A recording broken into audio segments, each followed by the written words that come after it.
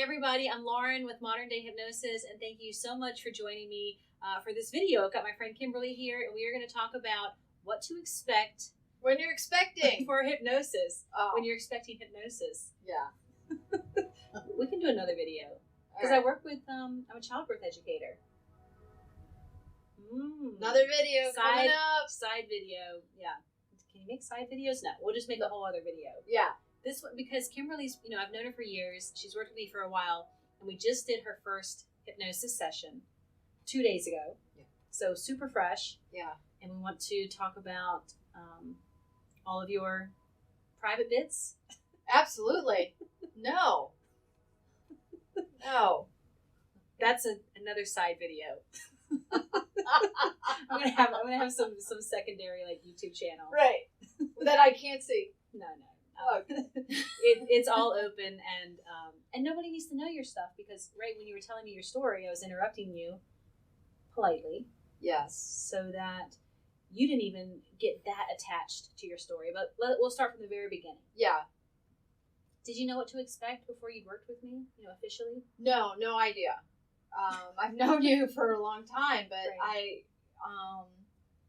And because I've known you, I felt secure, and I was a little nervous because I didn't know what to expect, but on the other hand, I know you, and you're really genuine and authentic, and so I could rest easy in knowing that everything was going to be okay. Good. Yeah, you felt safe. Yeah. I'm glad you're saying you had some nervousness and you didn't know what to expect. Yeah, not at all. Now people will have the video. And that's true. They'll know what to expect. And really, like we're doing right now, you guys, just sort of joshing around and joking. Do you remember that was a lot of what we were doing? Yeah, I know. I found it really interesting because, I've been to therapy before, obviously, and like many people have.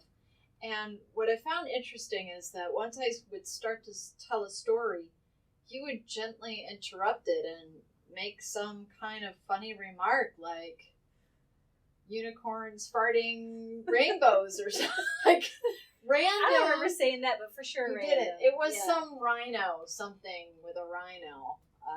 Oh yeah. Now see, the private bits are coming out. Yeah. So, and that made me feel like, I don't have to tell it all over again, And I was like, she's getting what she needs without draining my whole being to have to tell you it. Yeah. Yeah. No, I don't want to drain your being. Yeah. Nor hold witness to this hypnosis imagery that you've given yourself, or somebody else has given you, or that's come together all through your life, so that when you walk in the room in this moment now, you're sort of like, hi, here I am, and this is what I have. Because I'm holding space for us in this place of potential, right, where the subconscious is, which is now. And now we've got really a blank canvas. Show me some of the stuff you've been working with so that I can hear what you like, what you want more of or better of. And then let's just maybe put the whole thing in the trash. No offense, right? I'm always gentle with people and push them as much as they'll let me. Oh, yeah. Sometimes people come in with some really heavy stuff. Yeah. And I have tissues. Well, normally she didn't have tissues for my session. I had to use my shirt. I had run out of. We go through so many tissues. I was out of tissues that day. And I say that only because it was a safe place to cry when I did start to cry a little bit. Sometimes people feel embarrassed about crying. Sometimes people never cry, or they tell me, but then they come in and they just immediately start crying. And I don't want to talk about funny things then. I want to say, get it out. If you're carrying it, like, get it out. I will put it in the trash. I'm not going to take it. I don't need to know it. It's confidential. But get it out so that you can get back to that place of feeling like a blank canvas, what I call hope coaching, right? Hope coaching. I love that. Mm-hmm. Yeah. And so we did this intro talk part first. Mm-hmm. I don't know what you call that. Yeah, so you come in, or if we were working together virtually, then we start with talking with what feels like an intake, but it's actually a portion of hypnosis. It's called the pre-talk.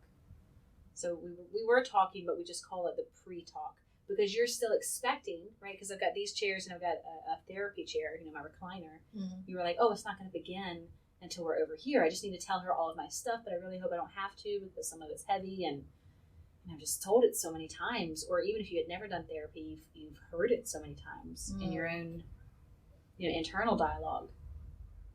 Yeah, because it's funny because you'll, my experience when I'm going through something, I end up telling my friend, and then maybe telling my mother, and then maybe telling my sister, and then I've said the story already like 4 or 5 times, and it must be true. And you've experienced it, at least that many times, likely many more than that.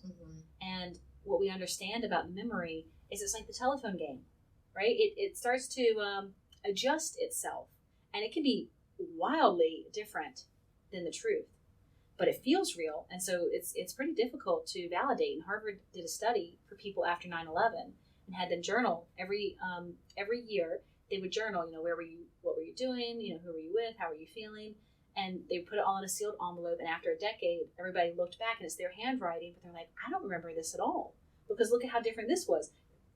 One year I thought I was in Ohio when 9/11 happened. The next year I think I'm in New York. Wow. I mean, how could the memory be that fallible? And really, that's where a service or support like hypnosis comes in, because we can make alterations to your memory with intention. And people often probably think, well, okay, you're going to change my memories as a hypnotist? Like, that sounds scary. You change your memories. I'm not changing your memories. You have control on your mind. If you've come in because you want some support, then together I'm going to support you, but you're still the one in the driver's seat. Yeah, and I felt that a lot because as I walked out, we did our thing, our pre-talk, and then we had that, what do you call the hypnosis? The guided imagery. The guided imagery. Which is what most people think about. They think, close your eyes, relax. Yeah. And well, let's talk about that, but first I want to hear what you were going to say. So you walked out. So I walked out feeling like, oh, yeah, I'm going to take this suggestion. It was clearly my choice to embrace the suggestion you brought to me. Yeah, you didn't feel like like you'd been coerced or that you were dependent either. Like, you had said you want to work together again, but I don't want this sense of I know the special hypnosis stuff and you just can't know it because you're not, as whatever as me. And I'll tell you, as long as you want to listen. Yeah. Everything that I've come to know about it, and I'll hope that in me describing it, that you form some of your own ideas, because it's already been happening. Even before we put words, or structures to it. Even before somebody called it a pre-talk. That's interesting too, is because I can't necessarily put words to what I chose to take away from our session. Yeah. I just know that I chose it. I'm glad you said that, because when you were saying it, I was going to ask you, well, what was the suggestion? I didn't remember having some sort of clarified mantra that you're like, oh, I'm going to say this now 12 times a day, and that's going to be my own self-hypnosis. It's more a state of being. And you came in with this state of being, your general, happy, right, optimistic, hardworking, right, like self-responsible person. And I, like a janitor, cleaned some stuff up for you so that you got to feel like, wow, I'm still in control. Lauren's not my captain. Yeah, that's a perfect way to put it, because that's how I felt. That you were the janitor and cleaned a few things up. Yeah. Oh, wow. I'm just going to tell you, 2 days later, I still feel so much better. Like, there's not so much junk around in my mind or in my body. Wow, that's the best analogy. Okay, so what to expect? Expect to have a lot of fun, to feel really good. Someone's going to come into your space as you allow them, right? You're in control, and they're going to support you and clean some of the heaviness out and clean some of the unconscious stuff out without them needing to know the bits. It's not psychoanalysis. I didn't need months and months of some sort of history report. It's just an art and science of communication. And I think about it, I'm not so much communicating with the brain where the story is, but to the body where the emotions are. And I want to give the body a fresh feeling of hope and sort of like a a well-deserved energy of refreshment, and then just, an attaboy. You got this. You've gotten yourself up here, all the way, and now here's a fluffy rhino to take you the rest of the way. Do you remember that lazy river? Yeah. Yeah. Effortlessness is certainly a word that I use a lot in the office, and every hypnotist is going to have probably their own language set because they want to use what's most comfortable for them. Mm-hmm. So you could certainly expect that a hypnotist is going to come in and support you confidently with their own take on this approach, but you're going to talk a little bit, mm-hmm. right? There's going to be some portion probably where you are not talking and they are talking, because it's not psychoanalysis. It's not them hearing from you.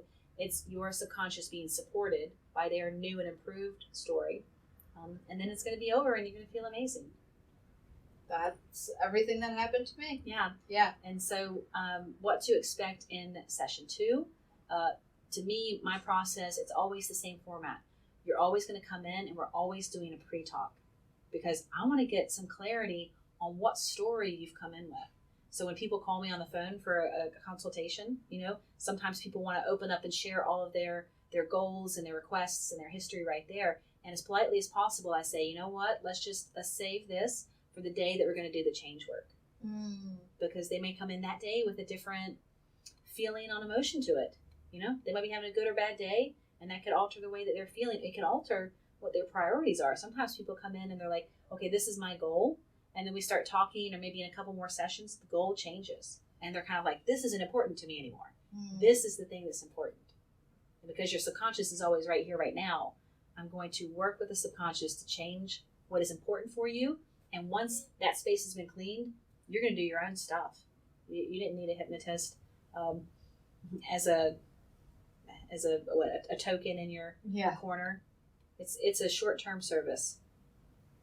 Great. Yeah. Thank you. Yeah, thank you. Thank you guys so much, too, for listening. If you have questions about what you might be expecting or anything that you feel we didn't answer, or if you've done hypnosis and you want to put some comments in there for ideas on videos that I could talk on, certainly love to have it.